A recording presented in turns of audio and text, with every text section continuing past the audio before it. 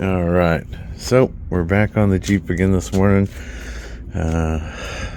So the goal this morning is to strip the fender flares off, all the hardware, so we can start cutting this fender so we can put the tube fender on, and hopefully we'll get that and the side frame slater on today. They kind of go hand in hand, so that's the goal. We'll see about getting that done today. I've already made the template for the fender. I used the tube fender to make a little template for it. So first thing we gotta do is get these fender flares off, and then we can go ahead and get the hardware and the brackets and everything out of there as well. All right, so that took about 20 minutes, half hour or so to get this off. I had a few issues. This nutsert here and this one back here both just spun, so I had to figure out how to get in behind there with a pair of pliers to hold it, so I could get it out. So that's done. And then I had one of these guys here, this one actually. It looks like the tire must have made contact with the fender at some point, and it had pushed the head of the nut or the bolt so far I couldn't get it out, so I had to put a little heat on the threaded part that was sticking out, and I just kind of pushed it back through. So that was kind of that. So the next thing we need to do, I got this all done. So next thing I need to do is unbolt the hood latch and this brace, and those 5 bolts here need to all come out, and then I can go get my template out of the house and we can see where things line up. All right, so I got the 211s that were the hood latch off, and I've got the 513s out here, so this is just hanging. So the only thing that's really holding this on is the inner fender liner plus the 4 bolts that go along the firewall right behind it here. So next I'm going to go inside and get my template and find my white paint pen, and then we're going to line things up and start cutting this fender out of here. Alright, so I made a template from the new fender, kind of what it's supposed to look like, I guess. The instructions say you're supposed to use like this edge right here, so I'm going to put that there. Everything else looks pretty good, so what I'm going to do is I'm going to take my white paint marker and draw myself a line, and then I'm not really sure where we cut it on the inside, but I think I need to take that lower bracket out, but I'll do that after I get everything sort of marked up, and then we'll figure out where we're supposed to cut the inner. I may just cut it right along the edge and then trim it back once I bring the new fender out. And the instructions they sent are in black and white, and it looks like they've been photocopied a few times because they're really hard to make out any detail. So they're Chinese, no name, got them off of eBay. I'll put a link to what I bought in the description, and you can look them up yourself. Alright, so there's our white paint line. We're just gonna make a few cuts. We'll go ahead and we're going to use my cutoff wheel wherever I threw it. I just had it in my hand a second ago. Oh, there it is. I'm just going to use this cutoff wheel because I can't find my Sawzall or my metal Sawzall blades. I found some wood Sawzall blades, but that's not going to really help me. So we'll get this started, and then once I get this part of the fender cut, I'll go ahead and take that bottom bolt out and unbolt the fender, and I'll probably just maybe do a straight cut somewhere in here so I can just cut this section out of here. Okay, so I've been hacking on this for a little while. I got the front edge cut, I got this section cut, I have the slice there. I just need to cut through here. I'm still trying to figure out how to cut this. So I'm going to leave this section here, but I'm going to go ahead and cut this lip here so I can take this corner out so I can get to it. And then I'm going to leave the bolted section in place, but what I'm going to do is pull this fender down a little bit and trim along the edge and along the dirt line. That way I'll have that piece of metal left to hold the inner fender. I think that's what the instruction says. The instructions are useless, and then I've been trying to watch other people's videos, and it seems a bunch of different ways that people have done this. So I'm going to leave the bolt holes, that piece of steel there, that will just hold the inner fender liner in place so it doesn't rattle, just be more secure. Yeah, so we're so far only burned through one blade. Just need to finish this up, but I'm starting to get hot, so I think I'm going to take a little break and then come back in an hour or two. Alright, so went inside, took a little break, had some tea, watched a couple YouTube videos, looked up some instructions for the Smittybilt tube fenders, because their instructions are a little different. If you buy the generic ones from eBay, I suggest going and downloading the instructions for the Smittybilt ones. They come with a nice template, or you can do like I did and just cut a piece of cardboard, which worked really well. Worked out just fine. So you can do that. But yeah, the Smittybilt ones are a little bit more clear. You do want to leave this inner piece, so you're going to cut around this basically here in the front of the fender.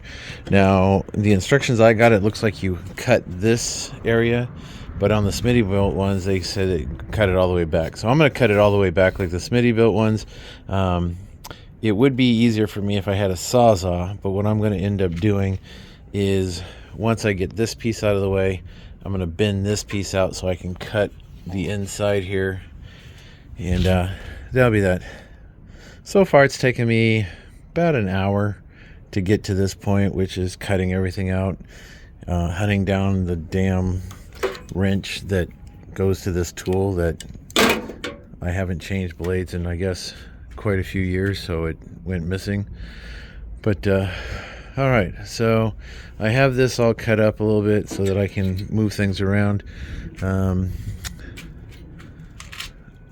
So yeah, that's kind of where I'm at.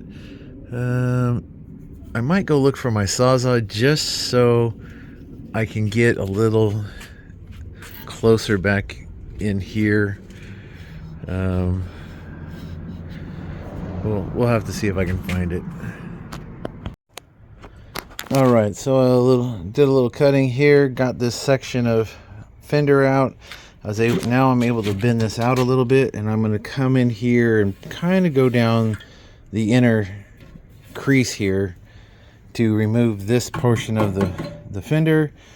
Then I'll get the front cuts done, and then I should be able to start test fitting the new fender in place. We'll see how that all goes here in a second. But yeah, you can do it without a Sawzall. I did find my Sawzall, and like I thought, I only have wood blades, which is kind of not cool. I do have one bimetal blade that's seen better days.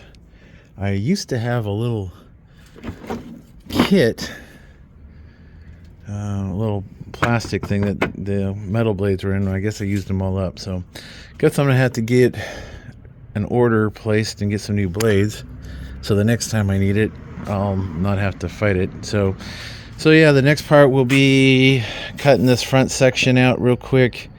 I'm gonna stick something in between here so I can get it as tight to that painted line there as I can, and should be able to knock that out pretty quick. Okay, I have the whole front end cut off here. I have the back end cut. I think I'm still going to need to trim some more out of this area, but this should be fairly close. So we're going to go get the fender, and we're going to test fit it and see where we're at, and make any adjustments, and then try to start bolting things together.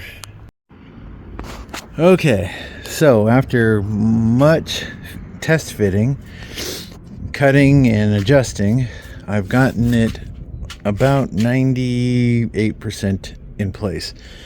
The back lines up pretty nice. It's pretty smooth. The lines don't line up, and this is as high up as I can raise this, so that's pretty much the end of that, which is fine. But our problem is up here. Our holes are just off. I don't know if you can see. So they're not lining up quite right, and the fender is sticking out about, I don't know, about a 1/4 inch almost. So the question is, can I loosen up the front grill and slide it forward just enough, or do I have to drill these holes out? I'm hoping I can just loosen up the bolts. I think there's only the 2 rods here at the top and maybe 3 across the bottom, and I can loosen the whole front end up. I don't know on this particular YJ what the bolt configuration is up here, but if I could loosen that up and make things line up, that would be way awesome. So what I think I'm going to do is I'm going to start by loosening up the top rod and see if I can adjust it forward just a little bit, because I really don't want to try to drill those holes out, because that would be kind of a pain. But we'll see what we get. So yeah, so the back is tightened. I still need to kind of adjust right there where the tube is, and then still throw the bolts in, but I won't throw those bolts, new bolts in, until I have the front end done, because if I have to take it back off. But other than that, it looks pretty good. I haven't shut the hood to see how level everything is. I'll do that once I get the front bolts in. But yeah, all right, so I'm gonna try to do some adjusting, and then we'll see where we get. All right, so I did not have to re-drill these. I did loosen up the upper, but I didn't do anything on the bottom, and I was able to get this top one started pretty much right away. And then what I did was I stuck a screwdriver in this bottom hole, lined up the inner fender with this hole, and then I started the bolts, and it's now brought everything flush. So I'm gonna go ahead and tighten this down and call it a day. So back in a minute. Okay, so I have tightened this bolt back down to where it was. I only loosened it on the threaded side so I could pull it forward, and just left the back one right where it was, so I didn't have to make any adjustments. I did have to do quite a bit of fine tuning in here, because the bumper is very tight, and there's like 3 pieces of metal, so I had to grind down 2 of the inner fender pieces to get everything to line up. It's kind of weird. It's got a little bulge here, but I don't know, that's just the way it was. But at least it's fairly flush now on the front, so that's nice. It's not overhanging. Again, we got this all nice and lined up the best we could. We do have 2 clearance right here. So I need to take just a little bit off so I can get that these 2 pieces to line up, so I can drill the holes. But yeah, all total about 3.5, 4 hours. I did take a few breaks and whatnot in between, but looks pretty good. I like it. It's the first time I've ever done this type of fender flare. So and this is like the Chinese knockoff of the Smitty built one, so I didn't expect perfect fit and finish, but it looks good. And once I get painted green, nobody will care.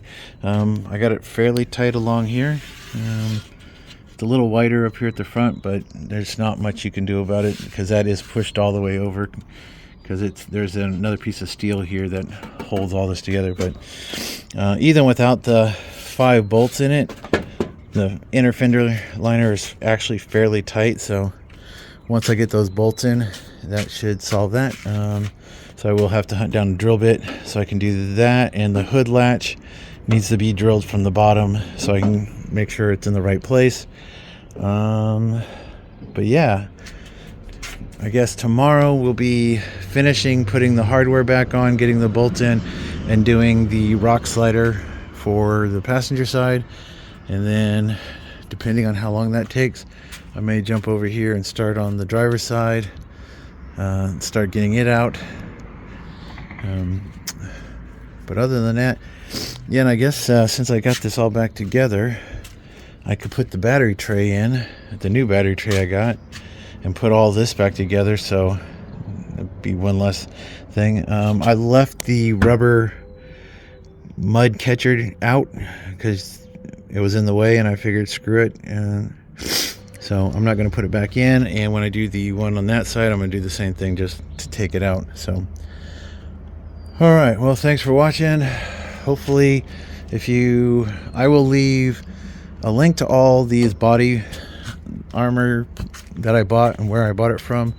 I think grand total it was about $1,200. That included front rear bumper, fenders, front and rear, and rock sliders, and the body armor, and all of it except for the sliders is just eBay Chinese knockoffs. The rock sliders are Smitty built, and I got those from Amazon, but I will leave the information in the description and you can look them up yourselves. Have a great day.